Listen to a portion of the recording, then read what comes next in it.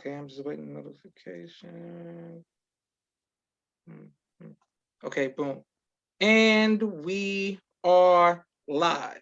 I want to thank everyone for tuning in to a very special edition of Off the Record on the People's Podcast this evening. We have two incredible guests with us, Brother Elijah and Sister Naomi, who are going to give us some amazing information as well as inspiration. First of all, assalamu alaikum. Walaikum salam, sir. This is an extreme honor, and on behalf of myself, my family, and the viewing audience of the People's Podcast, we want to thank you again for taking time out of your busy schedule to come on with this wonderful topic. The first thing that we want to know is, do you know how you all got COVID? Well, I could say, first of all, I say that I actually own a barbershop. I'm a co-owner of a barbershop. Okay. So we have a lot of foot traffic. As most know, you have a lot of traffic in the beauty shops and beauty salons and barbershops. And so there's so many people that come through the shop that we're just not aware of. And I don't think everybody, even themselves, are aware that they actually have COVID if they haven't been really tested, or, or even feeling sick or having any kind of symptoms or issues. So it's possible that it definitely it came through my place of work. Okay, yes, sir. And for you, Sister Naomi, once you got it, what did you do to beat it? What didn't we do?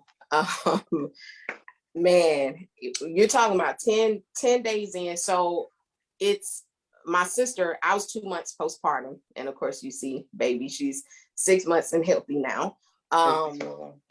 When my husband initially came home from work, and we were actually moving the day that it kind of popped up, and he kept saying he didn't feel well, and he wasn't running a fever then, but he kept saying that he was having chills and things like that. And I was like, are you sure you don't have COVID? So of course, first thing I said, put your mask on, because we don't want to get anybody else in the house affected. But knowing what we know about COVID, you can have it be asymptomatic and the symptoms just hadn't shown yet, right? So you in and out of the house and around the children. And for me personally, me and the children do not go out.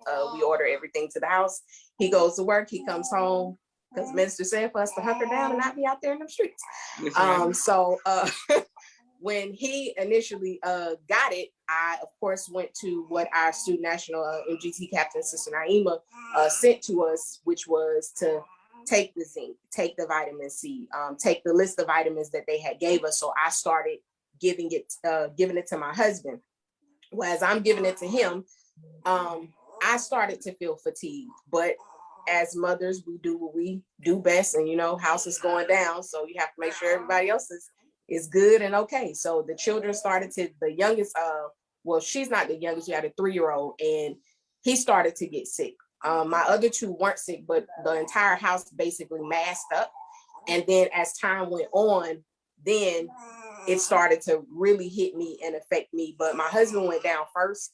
So from the chills to the fever to coughing, not being able to breathe, I was doing, like I said, using that protocol, pumping him up, keeping him alkaline, water, fruit, cut all dairy out, doing the best that I could do. But I went down right along with the rest of the house. And the only person who wasn't touched by Allah's grace and mercy was she was 2 months at the time, was the baby. But the entire, I'm gonna go back, brother, and say I got off work on a Friday evening, and I'm driving home, and I have I'm having chills, I'm shaking, I know I'm not feeling right. I know something's wrong. So one of the other barbers that worked with us called in on a Tuesday and said he couldn't make it. And so by Friday, I knew on my way home that I wasn't feeling right at all, but it felt like a flu or something like that coming on. So the following day, which was October 23rd, we were moving. And so on the 22nd, when I was on my way home, I knew I was sick. So I actually separated myself and kind of slept on the couch downstairs away from my wife and the baby, so that let me take her. So that she getting interviewed right now. So I actually slept on a couch downstairs away from them because I knew I didn't want to take chances, whether it was a simple flu or something worse. So when I slept on the couch, I woke up, I took a little bit of a few things at that night, and I kind of sweated out, and I got up the next day, and I got a moving truck, started moving furniture. I'm feeling like I'm making it. I'm feeling okay, pretty decent. But as the day went on, the moving was so long, and it was so much work, moving, that by the end of the evening, and we actually went into moving late into the evening, but by the end of that evening, I would have to just lay on the steps in the middle of moving stuff, or just lay out in the middle of my old house in the floor. And I was just feeling bad. I'm like, this is not right. So I was feeling terrible. And so we moved into our new house on October 23rd, which was a Saturday, I believe. And we got everything. I had a little help. We got everything in house, stuff just set down, nothing able to be put in place. And I actually had a mattress on the floor that I laid down so that I could just try to just rejuvenate and lay down and get a little bit of rest. Again, still separated from the family. And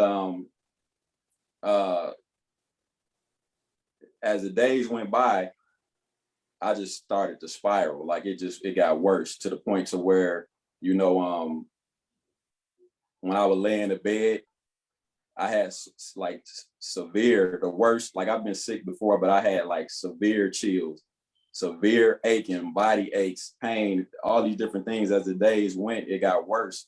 And I believe part of the move was the reason why my body was took a toll on my body, and I was in bad shape, a lot of pain and hurting. But as the days went, I actually felt like my organs, and I'll let you ask if you had a question, brother. I'll let you get it in, but I felt like my organs and my body was beginning to shut down. I couldn't use the restroom. I couldn't eat anything. I couldn't drink it. I could hardly drink anything. It felt like my whole, my body was totally beginning to shut down. And she was in bad shape as well. I literally looking at her, I was like, when you see somebody who's young and they literally aging right in front of you. When I say aging, I mean totally looking from somebody in their 30s or 40s going into 80s or something like that. Literally, it's almost like you see somebody really age. And we got to we were I say beyond death's door. I say I went into death's door, and just Allah brought me through, definitely brought us both through. But you want to say anything? Man, it is. When the minister says the 4th of July address, when he said that we better fight like we only got one life to live, and that you better fight like hell to preserve it. Right. I don't know if people really think about, or maybe people are just not talking about the effects that COVID have on you. And not only the physical effects, and we talk about that a lot, but we don't talk about the spiritual effects. We don't talk about the mental effects. We don't talk about the emotional effects, because it takes a toll. So when he says you better fight like hell to preserve this one life you have, it is nothing but Allah who came in the person of Master Father Muhammad, that the two of us and our entire family is still sitting here. Because when he said we have went to death's door, it is an understatement, because how do you fight something that you cannot see? Right. And not only does it take away your physical faculties, but it literally tests you mentally. See, we take for granted breathing on our own. Imagine not being, you have to tell yourself to breathe because you can't, right? You can't get up and walk. We were literally crawling on the floor. You forget that you haven't even ate because you don't have an appetite. Like he said, I mean, we're all human. We know we have to go to the bathroom. You're not even going to the bathroom. You have to tell yourself to go eliminate, to go to the bathroom, because it wears on you so mentally and emotionally that you just be out of it. And not even to mention the confusion. Like when people say they have brain fog and confusion, again, it's an understatement. For me, watching him go down, I mean, I was trying to do everything I could possibly do, right? But when he got to a certain point where he switched and went upstairs. All of my boys got sick, so I sent them upstairs into their room, and I stayed downstairs with my baby, right? And she was, and this is why I say it's nothing but a lie, because I had her August 10th. We caught COVID October 23rd, and for me, because I am very spiritually in tune and I'm aware of my energy, when it touched me, I knew it just out the gate. And I told him, I say, we have COVID. I just said it like that. Before my body took a toll, I say, we have COVID. I say, this is different. I literally feel like it's almost like something just jumped on me like that, right? And I know we try to stay on just the physical realm of things, but we don't talk about the spiritual side of it enough, right? In my opinion. So I knew, and I was like, we only have a certain amount of time for me to basically keep him well and for me not to go down, because I knew that it was coming. Because like I said, 2 months postpartum, I was already having issues. Our daughter was having feeding issues, weight issues. She was born at 6 pounds and then dropped down to within 5 days to 4 pounds and like 12 ounces. So I was already trying to work with her. So the only thing I knew to do was, like I said, follow the regimen. And I prayed to Allah for a covering, because I was like, it's only you that's going to get us through what we're about to go through. But when I say I had no idea, I hear stories, but I had no idea the toll that it would take on us. Did I think that I would live? Absolutely not. And while we had COVID, every day somebody is sending a text or an email saying, may Allah be pleased. May Allah be pleased. May Allah be pleased with this person and that person. Janazas back to back. So when the minister tells us to go into our homes, stay there until he gives us the word that we can go out and about and do regular everyday life, because we made it, but there were at least 5 other people within our city that did not. Made it this time. Mm-hmm. And nobody can say if we'll ever be touched again. I just know, and my husband and I have been saying people need to hear about this, because I really think that people are suffering in silence, maybe because we're embarrassed that we caught COVID, right? Because, go ahead.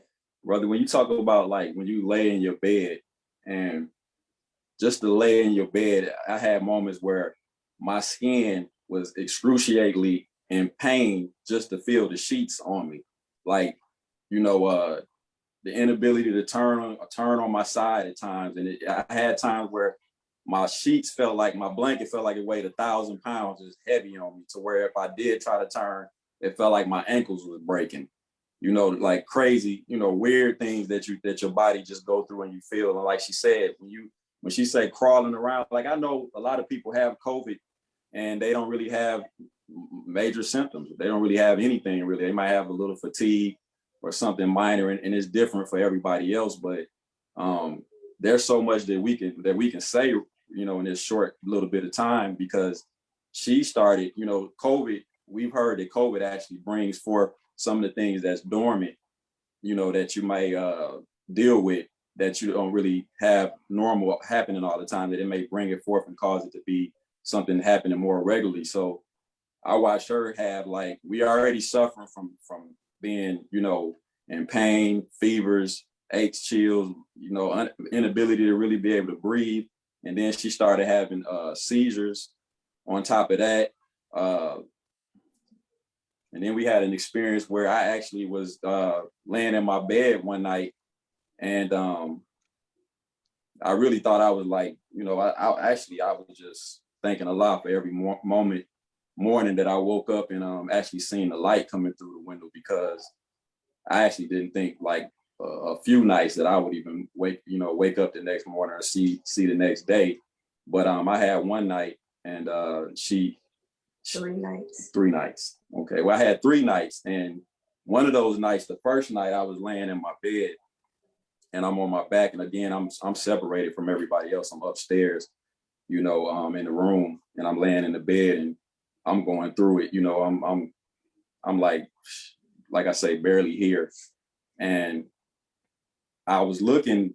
I believe my eyes was open, but I know I felt and I saw the presence of basically like 2 beings, humans, looked like they was about 7 feet tall, standing on the side of my bed, shoulder to shoulder, shoulder, with their hands like basically like in a post position, like they were on post, and they were just standing there, and their heads was facing straight forward, but their eyes were looking at my eyes, and they were just standing there, and it's like a pitch black. My room is pitch black, and I'm just sitting back, and I'm just looking at them, and they're just standing there looking at me, and the feeling that I got was not like, them wanting to tell me, hey, you're gonna pull through, you can make it, keep fighting. They just stood there as if they were just waiting, just waiting on whatever was about to take place and happen. So all I know is I guess I just passed out and went to sleep, because the next thing I know, I woke up to basically just another day and the sun shining through the blinds or whatever. But when I got up that next day, I went downstairs and I asked my wife, I told her what happened basically with that experience. And that was the first night. And she told me that, you want to say what you told me? Yeah, so I know we'll probably I know for some people it's probably not going to sound real. But Brother Joshua, you're a nation baby, right? So I know you get it, and we have watched your show, and we watch how different people talk about what death was like. And, we know that you can, in fact, get visits. And you can see, scientists, beings, whatever you want to call them, whatever you want to name them. Angels, death angel, however you want to put it. I'm just going to say that. So if it goes over people's head, then, maybe later they'll begin to understand what we're saying. But for 3 nights in a row, our neighbor has a dog, and that dog, from the day we moved here, barked all day and all night long. When we got up to the point where we was in our worst stage, and he got there before I did, it's maybe like 2 or 3 o'clock in the morning, and the whole house is, all of a sudden, you don't hear the dog anymore barking. And the house went still. Now I'm downstairs, and it's just me and the baby. She's knocked out sleep. I woke up abruptly because it was like this stillness that just came through the house. And so, because I'm familiar with the outer body experiences, those type of things, I started to pray. And I was like, Master Father Muhammad, the only thing I can say is if you pass the decree on him, then so be it, because it's your will. But I'm asking for you not to pass the decree. And inshallah, when I wake up in the morning, those that are upstairs are still alive, right? And the stillness went through, and then all of a sudden, everybody upstairs is asleep. I can hear walking upstairs in the house. That was 3 nights in a row. And whenever I heard the walking and the stillness came through the house, the dog just, no noise, no barking, no anything. So I didn't say anything to him, because the next morning I sent my children up, not that I wanted them to find him deceased, but I didn't have the strength to get up the stairs to check on him. So I would say, go upstairs and check and see if Baba, they call him Baba, if Baba is still woke. Is he woke? Is he asleep? Is he breathing? Just go up there and check on him. I kept sending my oldest, and he would come downstairs and say, well, Baba's just laying in the bed, but I can see his chest moving, or, he's on his side, or he's on the floor. And then one day he said he was on the phone. So when he finally came downstairs one day, and it's crazy to really go back and look at the timeline. because the same time he was battling that, downstairs, I was battling myself. Because one day I just had nothing, I had nothing left. I don't know how to explain it. I just had nothing left. I mean, not the will to breathe, not the will to get up, the will to do nothing. And my 3-year-old was in the bathroom and he was crying, but I couldn't get up to go tend to him because he was sick, he was weak, and he went on himself. And so I just kept saying, just hold on, I'm gonna get up. But I knew I wasn't getting up. I was literally in a fetal position on the sofa. My 2-month-old had cried herself to sleep because I didn't have the strength to even pick her up. And this was the last night that the visit came through our house. And so I'm sitting on the couch and I balled up in a fetal position and I started to cry. And all I could do when I started to cry was I just started petitioning God. And I was like, I literally have nothing left to give.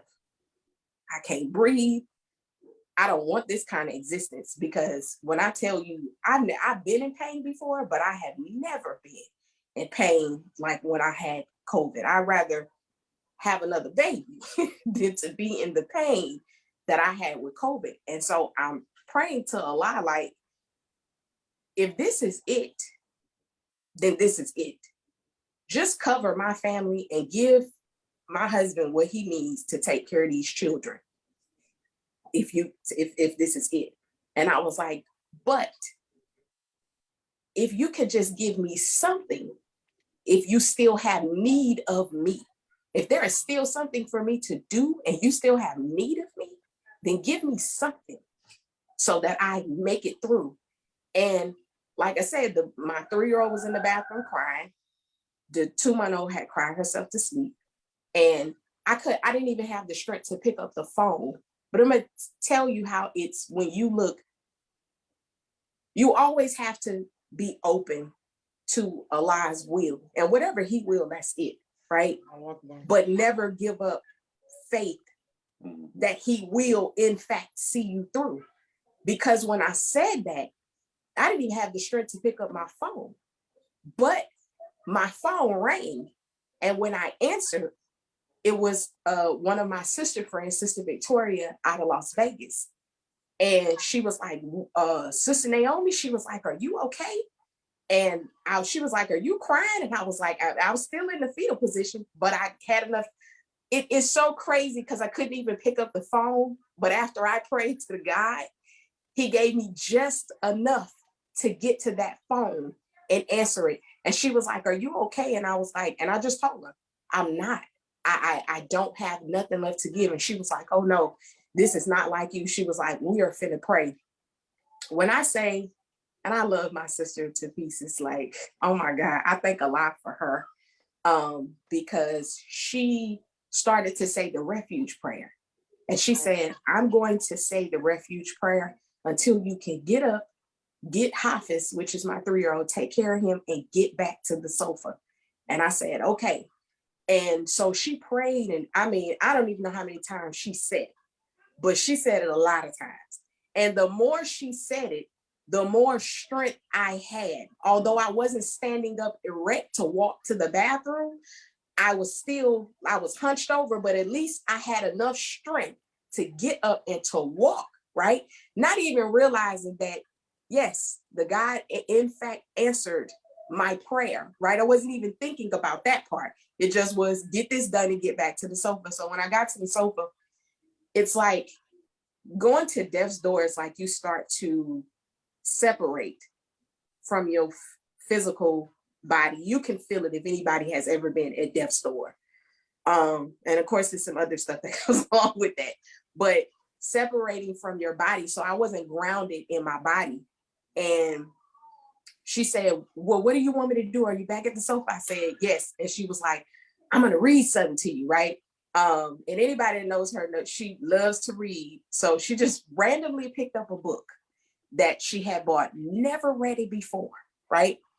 And she cracks it open to a root chakra meditation. And root chakra is to keep you grounded. Now, she didn't know that was on that page, but she said, when I asked her, she said, I just opened up the book and that's what I landed on. And she read that meditation to me. And as she read it, it was like I started to, connect back with myself, basically. And then she was like, is it anything else you need? And she was like, so how was that? And I was like, that was long, and it probably wasn't long, but it seemed like it was forever. And then she was like, I'm gonna call and check on you. She was like, I'm gonna check on you tomorrow. I'm gonna just send you a text. And, I would just press 1 if I was okay or whatever it was. But I'm saying that to say this. In that moment, I had no idea. Weeks later, when I started to get better, I asked her, I said, what made you call me? And she said, you sent me a text. I was like, are you serious? I was like, are you serious? She was like, Naomi, you sent me a text. So I went into my phone and scrolled. And the text that I sent her said, I have nothing left to give. That was on October the 30th, I believe. And the next day, right now, he just had his 3 days of me hearing death walk through our home. And the next day, he came downstairs and he was actually like walking downstairs, which blew my mind, right? Because at that point, we were sliding down the stairs. Like when I say walking up 5 steps, we would walk up 5 steps and sit down or lay down on the stairs, like winded, because you couldn't breathe. And just in that short amount of time, he came downstairs and he said, it had to be like 8:00 in the morning or something like that. And he was like, get ready, we're going to Dr. Patina, right? And I don't know, are you familiar with who Dr. Patina is? Yes, ma'am. Okay, yes, so ma'am. She does the naturopathy. And we go see her sometimes. And he say, so we're going to Dr. Patina. And we got our little broken down selves in a band. He was in it's like I was his, how can I put this? We both lost a lot of faculties, right? For me, I had seizures for 2 weeks, because by that time we was 10 days in. And I was having seizures every day. Like, the only way I know how to explain this is like, it's something like, if I can say like somebody taking an ice pick and like literally jugging it in your brain constantly. And it's nothing that you can do to make it go away, right? But whenever that would happen, I would lose my speech. My body would freeze up. It's just different stuff. I just would lose control of my body, basically, and my sight. And my sight would kind of go out. But he was in such a bad condition that I just said a prayer. It took us about 3 hours to even just get out the door. And again, how Allah works. He called Dr. Patina. She is normally booked. She had just had 2 cancellations that same day that allowed us to then take those appointments early in the morning.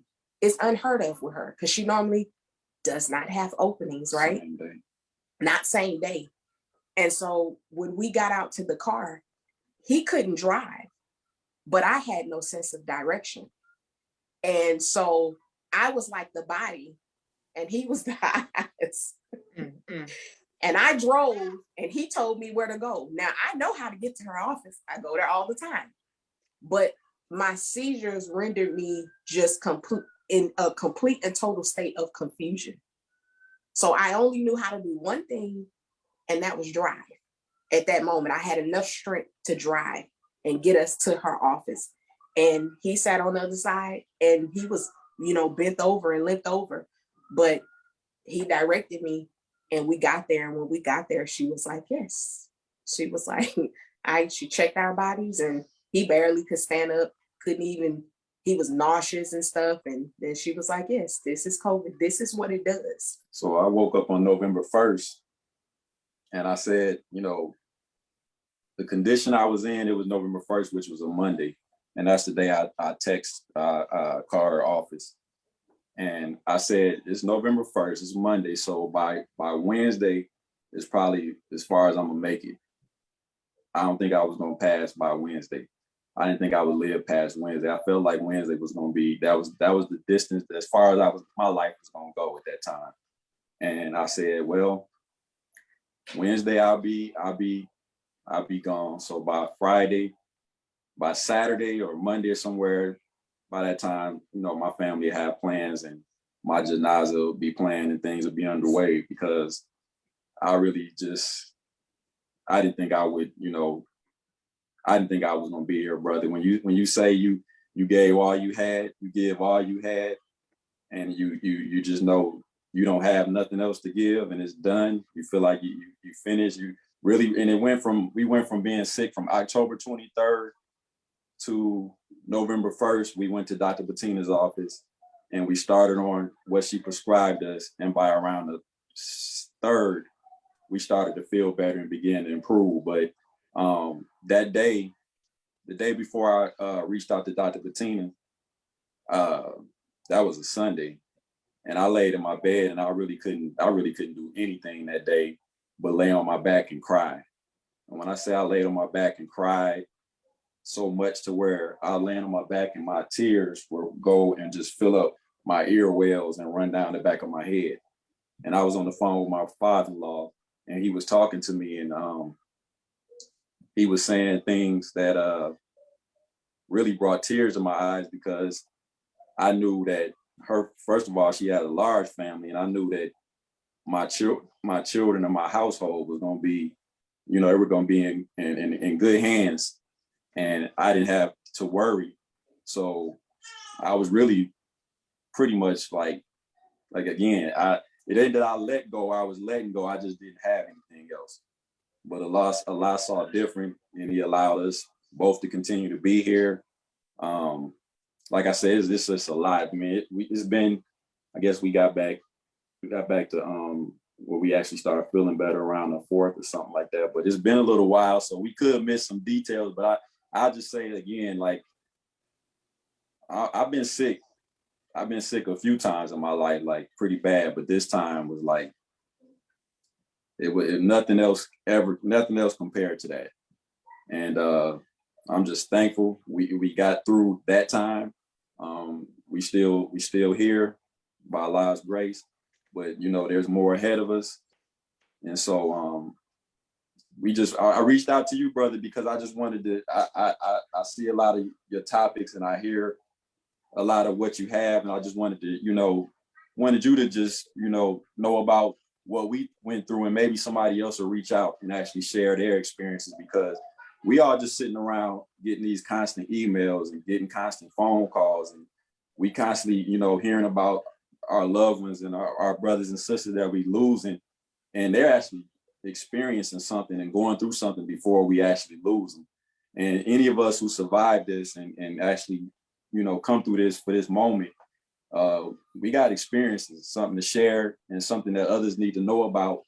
And maybe it'll actually allow us to take heed more of what the minister's saying about how we really protect ourselves, because we're not only, we like to sometimes appear as, close to being perfect. Like we don't have no health issue. We don't have no underlying issue. We in the greatest health. We eat, properly all the time. We do everything correct and everything. And that's not true. So with these situations, it'll hopefully, us sharing this and others sharing, we can probably, understand that there's a serious need that we actually improve our condition, our health, with our exercise and the eating and taking, all the necessary things that we need to do to actually just fight. Because Dr. Bettina said to us, she told me when I got sick probably a year and a half ago, it's kind of like not a matter of if you get it, is when. So of course, the better shape you in, the better, the better you are basically. So yeah, nobody is exempt. Not even the greatest of us who do good every day, eat 3 times, we eat every other day, and we might be eating every 2 days. No one is exempt. But if we be quiet and we stay silent out of embarrassment or anything like that, you will not receive the help that you need so that you can get better. And talk about the help. the help. the help, right? Whence cometh my help? That's right. That's right. When you literally petition Allah and you're obedient to what he drops on you. One morning I woke up, and this was like November the 5th. As crazy as Dr. Bettina said, in 3 days you'll feel better.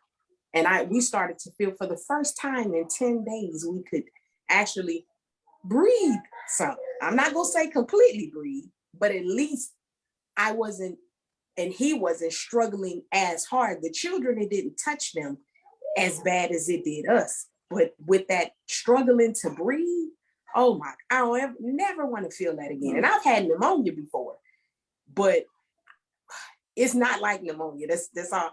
When you get it, it's like its own thing. When he say it's a pestilence, it is a pestilence. I mean, the way that the minister says it and he tells us what to do, follow what he says to do. And even if it touches you, still petition Allah to cover you and your family, because he can, in fact, bring you through. But November 5th, I just put, you take for granted. We take for granted the faculties that we have, being able to breathe, being able to hear, because my seizures literally cut my sound out sometimes. He will be standing there talking to me and I'm looking at him and I heard the first 1 or 2 words and then I hear nothing. Your taste is gone. Your smell is gone. You cannot breathe. You cannot go to the bathroom. It's hard for you to even stand up. You have to literally tell yourself to do all of these things, which is automatic, right? And one thing that I've not heard people talk about often is the neurological effects of having COVID. So November 5th, I put up it's like Elijah was like, say something. So I said, I think it paraphrasing, you really don't realize how hard it is to breathe until you can't, right? And of course, people start then sending messages. And I know some people was like, well, why didn't you reach out? When I say COVID literally makes you so confused, so we didn't know when it was night, when it was day, like we just was confused. Like it just does something to the mind.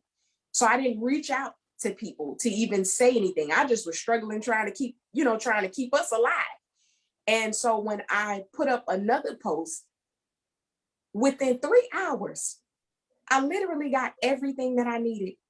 From my doorbell kept ringing the next day. People were shipping packages to my house. Doorbell was ringing. Instacart was dropping off groceries. People, what's your address?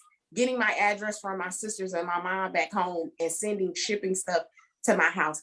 The sisters here in Phoenix, even the brothers, like one of the brothers saw one of our posts and he had his wife make us bean soup. They was like, we dropping it off at the door, right? So the bean soup started rolling in, the fruit started rolling in, the medicine started rolling in. There's one sister, I'm not gonna say her name, but she knows who she is. I thank a lot for her as well. That sister literally put us a whole pack together of ivermectin, prednisone, a Z-Pack. Because we was having a hard time breathing, she had got us a pump, like just everything that we needed within 3 hours. Our door, ding, ding, ding, ding, like every day. we end up having an abundance, right? An overflow, an abundance. But it was a blessing that the believers came through, right? When you sow seeds, and the minister tells us this all the time about sowing seeds. You can't reap what you don't put out there. If you don't take care of people, people will not take care of you. Not that we're doing good expecting gain, right? But you're just doing it because it's you and it's out of your heart. And I'm telling you, Allah will give that stuff back to you tenfold. People were sending him cash apps. Now he's a barber, runs his shop. If he don't work, cash does not come in. People were sending Zales, cash apps. Here, this is just because, right? And yes, all praises, not some, not a little bit, right? Sometimes we we just say, praise be to Allah.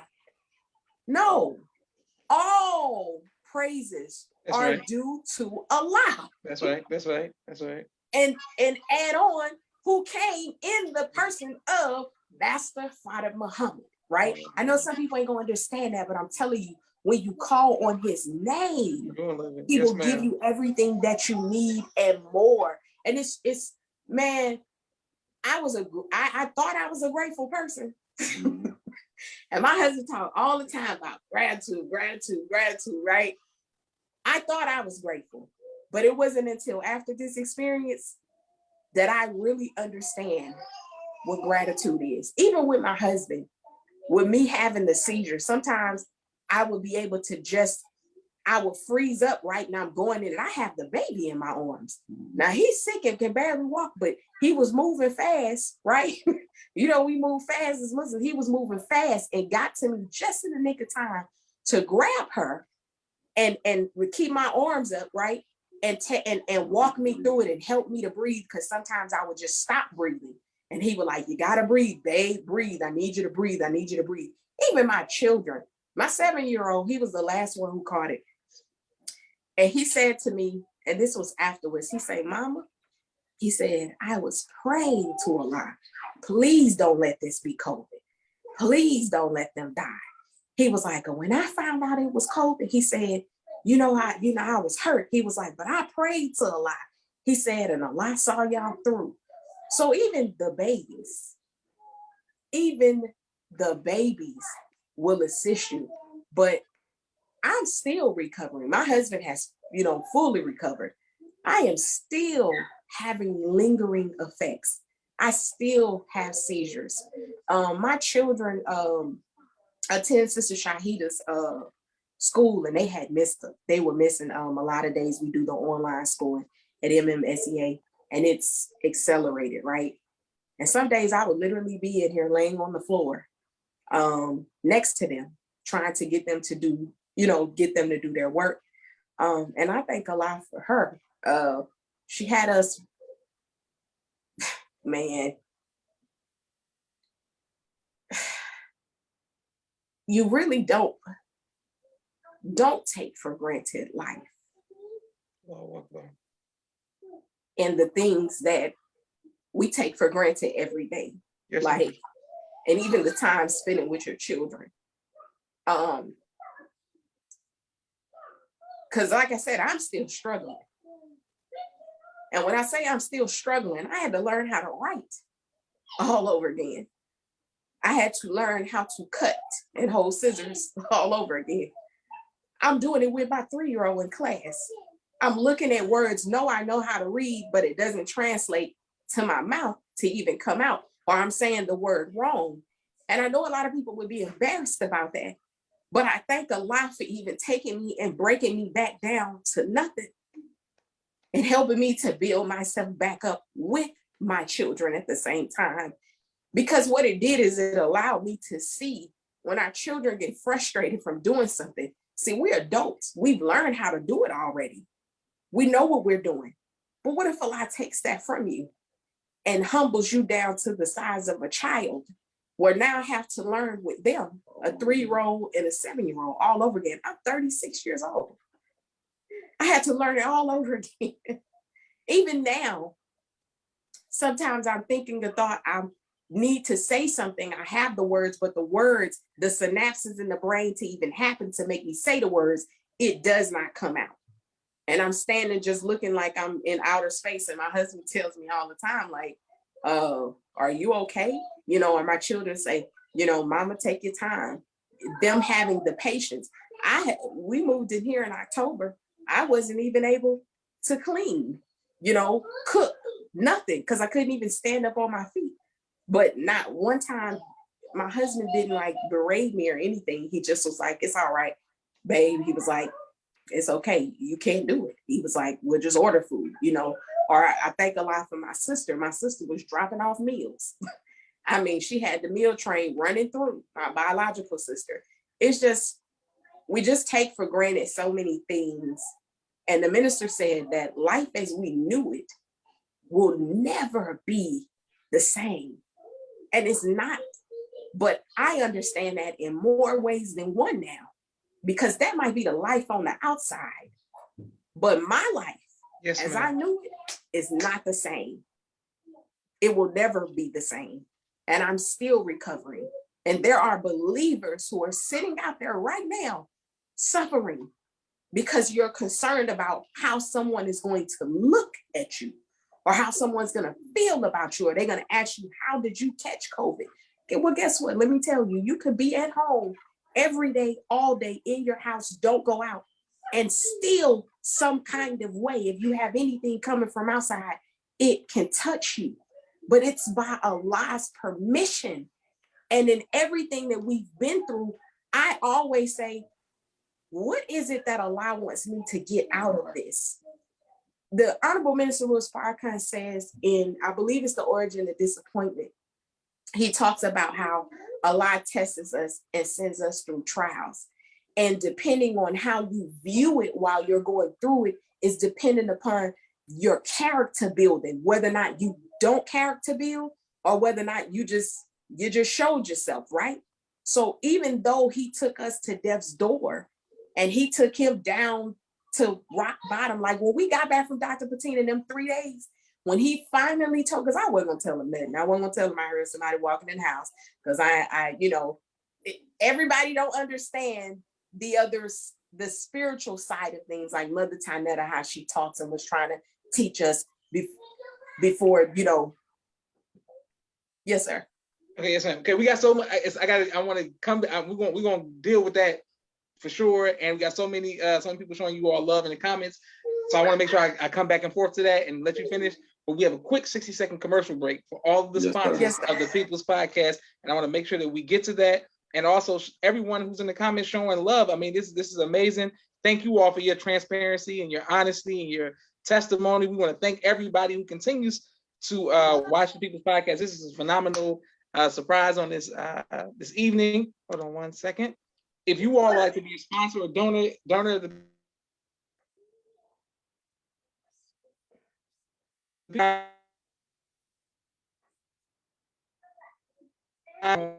television and film editing.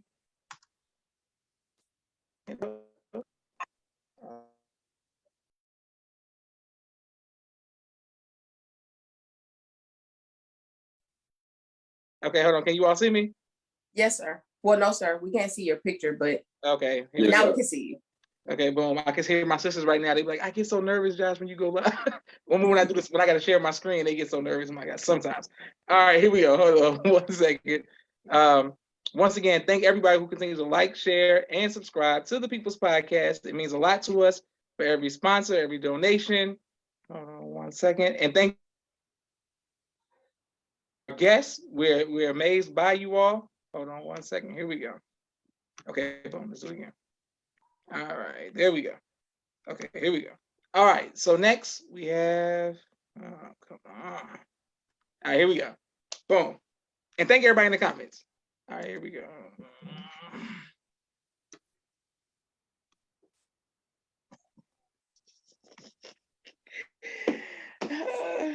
Okay, are you all there?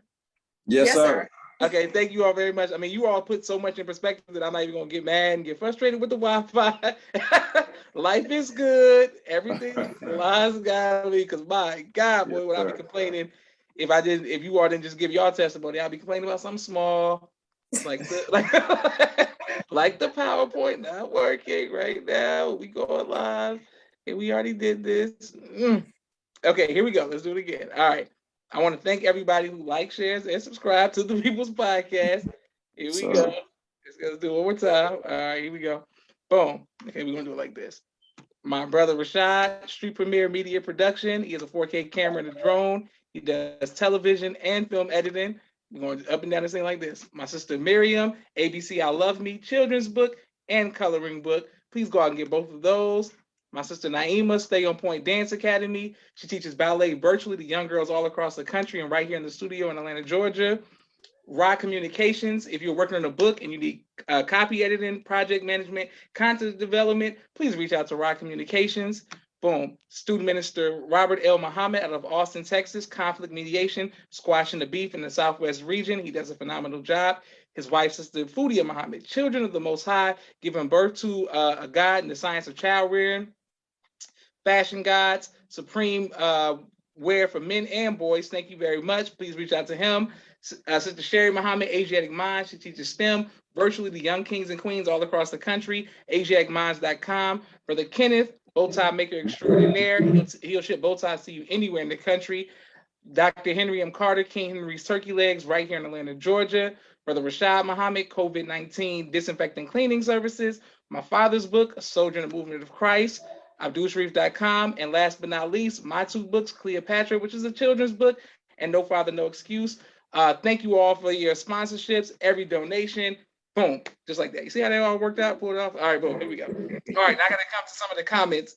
Here we go. I want to just read to you all some of the people showing you all love. I got to go back to the top. My sister sent the greetings. Brother Daniel, he sends the greetings. People saying, thank Allah, praise be to Allah. All praises be to Allah. This is a beautiful testimony. Dr. Henry M. Carter says, thank Allah for his mercy and beneficence. Sister Khadijah Muhammad, praise be to Allah. I just want to make sure you all know that so many people are liking, sharing, and subscribing. Sister Octavia, Petty, everyone except for the baby, praise be to Allah. Sister Victoria, Ex Blanco, man, I mean, there's so many people showing you saying it was beautiful, beautiful. So just people showing you all love. Please continue to like, share, and subscribe. Praise to Allah. Okay, so now this is what I want to stay right here on this thing. Okay, so this we can't just gloss over these steps, these footsteps. we got to deal with that. I mean, that's amazing. I mean, I've heard. I don't know if you all have heard the testimony about Mr. Rahman and what he experienced. You know, man, with people, he said angels came in and saw him days before, you know.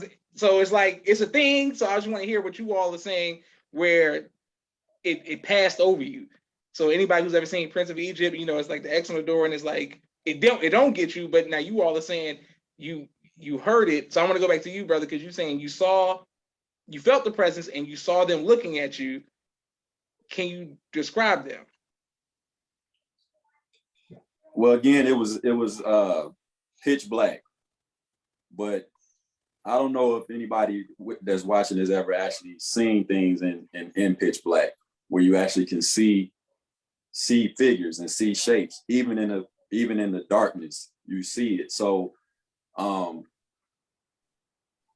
when I say I'm like laying on my back, I'm laying on my back, and they're actually standing to my right, and they're side by side. There's two of them, and I can't be like exactly for sure about their height, but I would say just off of how big they were, how they were, they looked like they were like at least 7 feet tall, and they just stood over me with their arms, you know, like kind of like this, and their eyes was, their heads were straight forward, but their eyes were like looking down at my face, and they were just staring at me and watching me. And this is me looking, and I'm just laying, and I can just see them here just looking right at me. And so in my mind, I'm understanding. I know the stories, and I've heard, and I'm familiar with what, you know, I've heard of the death angels and whatnot. And so just the feel, I'm like, the feeling, like I say, I'm laying here, and it's nothing like, you know, you're gonna pull through, you're gonna make it, you gotta fight or whatever. It was just like they were just present, ready to do a job, or they were there for a reason. And I don't know what it was, but I was just laying there. And again, I'm going through a lot at this time. I'm not laying there like I'm like laying back watching television or something. I'm laying there really like I said, beyond feeling like you're at death's door. Like I'm like, I'm literally just, I don't have anything. I'm just laying here, and I'm going through it, struggling, paying attention to them. And I felt like I think I just, you know, went unconscious, basically went to sleep or something, because when I woke up again, it's probably 8 o'clock in the morning, a whole nother day. They're no longer there.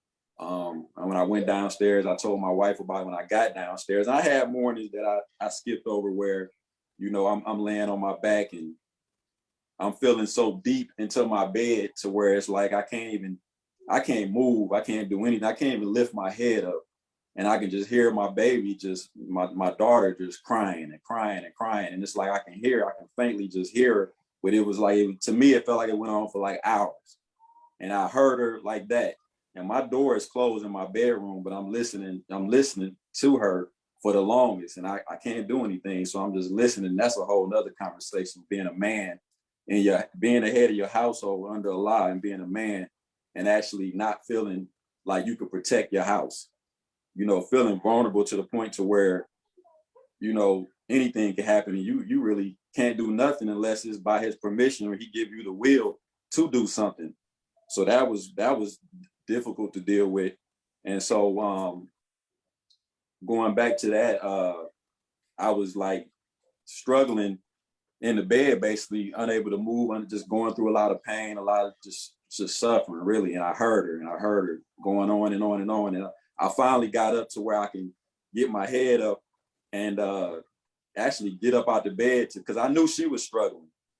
And that's the thing. We trying to help each other the best way we can. We really looking at each other past before our eyes. She looking at me, I'm looking at her. We helping each other where we can. Everybody, my sister-in-law, we trying to, we doing all we can basically, but I can only do so much. I had one night where, and this is like after days of just being, unable to do anything. I had one night where I don't know if it was my mind or what, but I was laying in my bed and I'm upstairs, and I thought I heard like some banging at my door or something, like with the front door. And I jumped up so fast and got from my bedroom all the way through my house. Now, when I tell you I got through the house, again, we just moved in at that time. So when you move in, you got a little help. You dropping things wherever. You just dropping stuff and trying to leave little pathways just to set it down. So as time went on, we were sick. We couldn't put stuff away. We couldn't get pots out. We couldn't do anything. So I jumped up after hearing something in the middle of the night, like my door banging.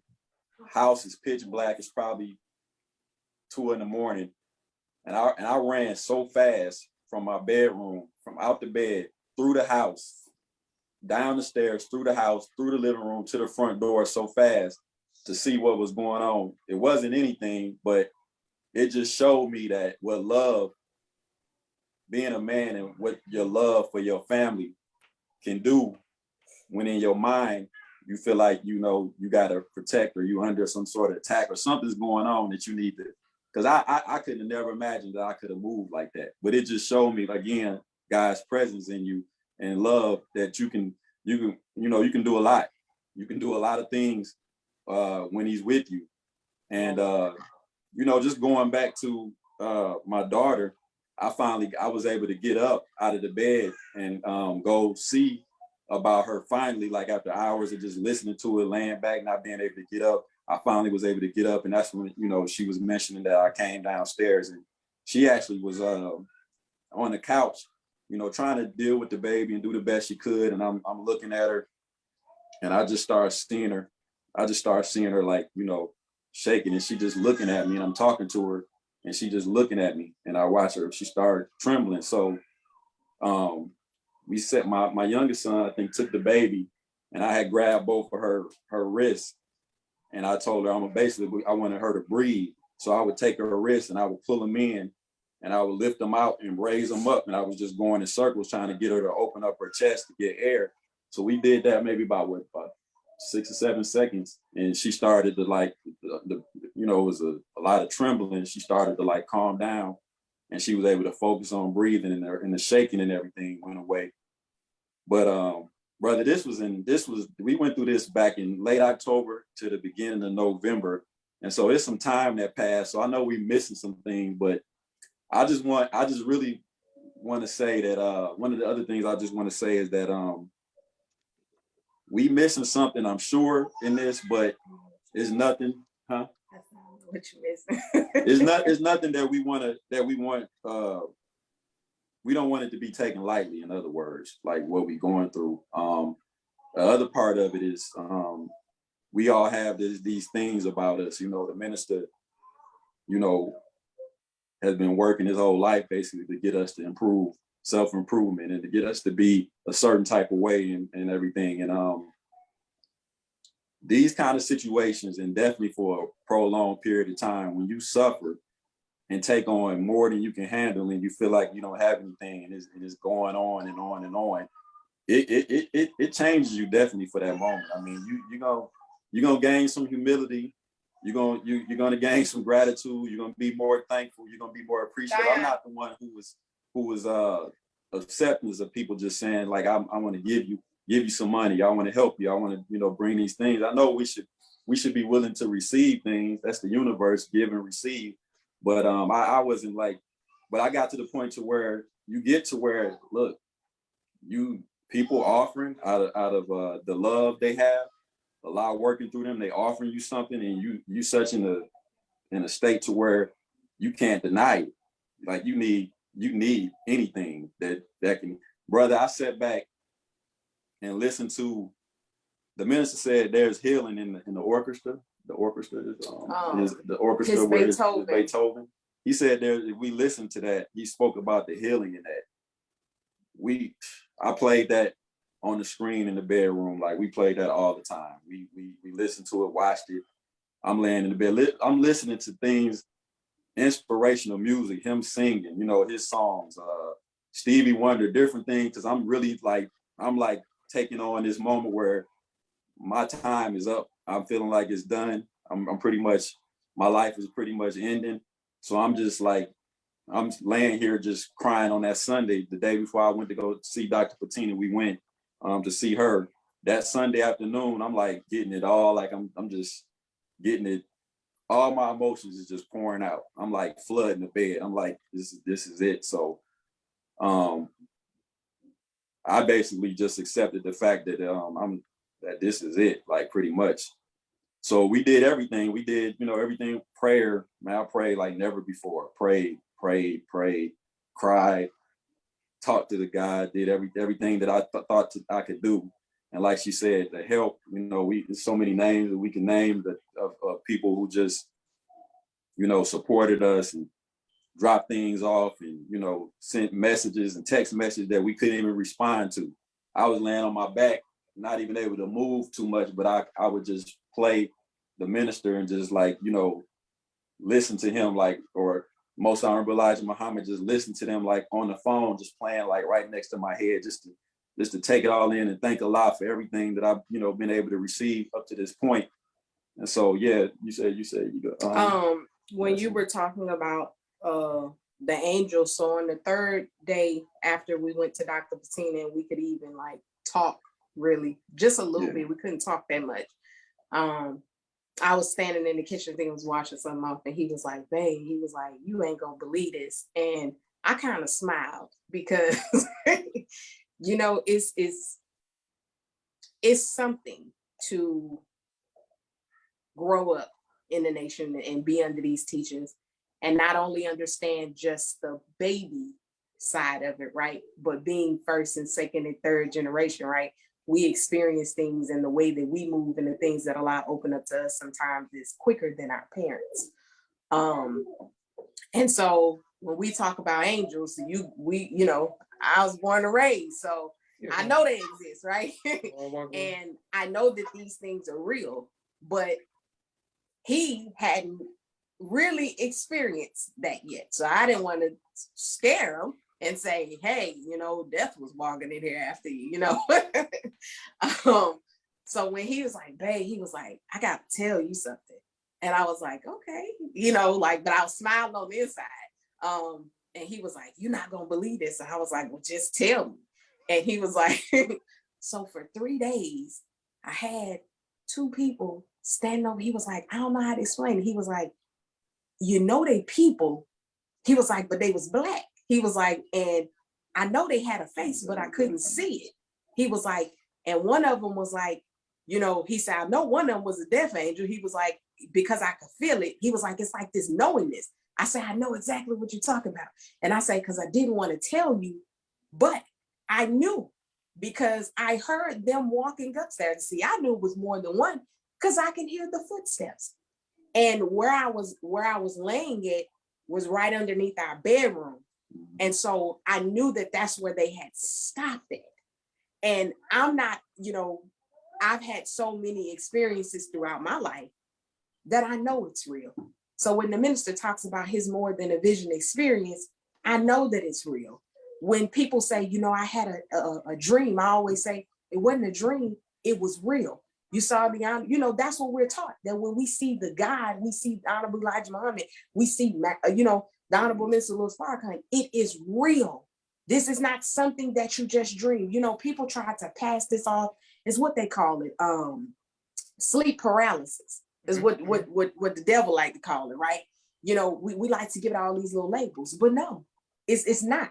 It's what we did. It's what we can do. It's the ability to be able to do it. So when you talk about, man, we have watched so many of your podcasts, and sometimes I'm sitting and I'm in tears because I'm like, finally, somebody is talking about it. Finally, who is it? Is it one of the minister's sons that always come on? He's been on like 3 times. Is it Brother Joshua? Oh my God, I love him. When he talked about laying in the bed in the hospital, but he was looking at himself, he was on the ceiling. I'm like, oh my God, finally, somebody is talking about it. So when he told me that he had experienced it those 3 nights, I told him from my perspective what I had already knew. And I was like, all I could do was pray to Allah that they didn't take you. And it reminded me of in the Holy Quran how it says we have 2 outsiders. You got one that's waiting for the decree to pass. That's right. But then you got the other one who's your recorder. You know, and I said, maybe that's, I'm not even gonna say maybe. That's who that was, you know, for him, his set. Because life and death is always standing on side of us. And as in the Holy Quran, it says, it is he who takes us at night. That's right. And if the decree of death has not passed on us, right, then he returns us to our body. So as a child, I used to always say, well, what do we, you know, you can't say this to everybody, but I'm gonna say it now. You know, we like, well, what am I doing that night? Some of us know what we be doing that night. So when he said it to me, I was just like, I thank Allah, because death will bring you to something, through something, and open you up to higher and new realities that you might didn't think was real, or you didn't think it exists. And because I experience these all the time, right? I thank a lot for my husband, because in all the experiences that he sees me go through spiritually, he's never said it's not real. He always has tried to understand, right? And he'll tell me, well, I'm not at the level you at, but that what you say happened, then, you know, one day I experienced it, right? So finally, he had the experience. And so I knew that it was real. My children even was like, yeah, something was in the house, mama. And I'm like, yeah, they're not new to it or whatever, but man, it's something. And then when he told me, when he finally went back to the shop and he was talking about other believers who had COVID, who hasn't said anything, was experiencing some of the same exact things. And I always like to look at it when Master Father Muhammad opens us up to things like that. My mother said to me, now my parents did not know that we had COVID. We didn't tell them. I didn't want to worry them or anything. But my mother, around the time that I was leaving out of here, and me and my mother, I like to say we tethered, we're like spiritual twins. She said that she was standing on the porch in Louisiana. She said, and then all of a sudden it was like time slowed down and she separated from her body. She said, and then all of a sudden she went back in and she was like, Naomi. She was like, Naomi's leaving, right? She didn't even know I had COVID. She didn't even know that I was sick. Now I'm talking to her about this after the fact. And I was like, yeah, Ma. I was like, yeah, that was real, and I know she knows it's real. And I was like, yeah, I was about to be out of here. She was like, I prayed so hard to Master Father Muhammad. She said, because I was thinking to myself, a whole house of believers, we would have been having 6 janazas, putting 6 people in the ground at one time. Because my sister had came here to stay with me, to help me when I had the baby. And she caught COVID too. So I'm nursing her, trying to do her, trying to get him, doing the children, all that. So I thank Allah for the prayers. And when he say pray like no other, If it were not for our prayers, the God would have nothing to do with us. It's not the good that we do. It's not the amount of charity that you pay. It's none of that. It is your connection with the God who called you into existence. That's what's getting us through. It's nothing else. Because when I tell you, he don't play. He does not. And if it touches you, you better call on him. Because that is your only way of not crossing and being out of here. But it's real. And I just think it's that we're in that time where we have to get past it just being about this little physical universe. Because it's so much more. And Mother Tanetta, and I don't even say may Allah be pleased, because in my own personal opinion about just like the Honorable Elijah Muhammad, you better not say may Allah be pleased, because they are alive and well. We just don't see them, right? I feel like she tried to tell us, and the minister tries to tell us in so many different ways, that there's so much more than just this basic little existence that we live in right now. If we would just be obedient, if we would just submit, right? We grew up, Brother Joshua, hearing about the end and how it's gonna be and what it's gonna look like, and always hearing that one day the mosque will be closed. But none of us would have imagined that it would be something that we cannot see. We just wouldn't imagine it, that it would have been this way. Yes, ma'am. And this is how I know Allah is trying to quicken us. And one, like in spirituality, they talk about sometimes you're going into your next level with sickness. And the minister, when he was talking about, and in the 4th of July address, when he talked about how they would test the prophets, and if they poison them and then they still live, then they knew that it was real. That's right. Why don't we think that we're gonna go through the same exact thing he goes through? We all gonna have to go through it. How strong is your foundation in these teachers and your understanding in these teachers, that you know that there is more than, like he said, this was the baby step. This is baby food for us. How many of us are quickening ourselves right now in our relationship with Allah? I hang tight with the guy. That's bestie right there. Because I know it's only him. It's only him that I'm sitting here and we're talking to you. It's only him that my husband is still alive. It's only him that our baby, when she was 2 months, didn't get touched. She didn't get touched with COVID. And that was a prayer. He and I both sat and prayed and prayed and prayed. So I know the God answers our prayers.